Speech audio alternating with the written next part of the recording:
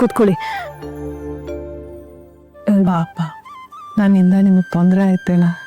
ಛೇ ಹಾಗೇನಿಲ್ಲ.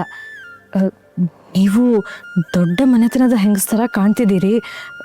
ನಿಮಗಿಲ್ಲಿ ಇರುಸುಮುರುಸು ಆಗ್ತಿದೇನೋ ಅಂತ ನಮಗನಿಸ್ತಿದೆ.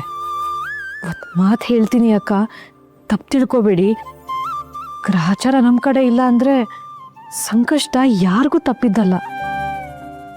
ಅಂಥ ನಳಚಕ್ರವರ್ತಿಯ ಪತ್ನಿ ದಮಯಂತಿನೇ ಉಡೋದಕ್ಕೆ ಸೀರೆ ಇಲ್ಲದೆ ತುಂಡು ಸೀರೆಯಲ್ಲಿ ರಹಸ್ಯವಾಗಿ ಕಾಲ ಕಳಿಬೇಕಾಯ್ತು. ನೀವೇನು ಚಿಂತೆ ಮಾಡಬೇಡಿ. 1-2 ದಿನ ಗುಟ್ಟಾಗಿದ್ರೆ ಸಾಕು. ನನ್ನ ಮಗ ಗುರುಗಳ ಜೊತೆ ಮಾತಾಡಿ ನಿಮ್ಮ ಸಮಸ್ಯೆನ ಖಂಡಿತ ಬಗೆಹರಿಸ್ತಾನೆ.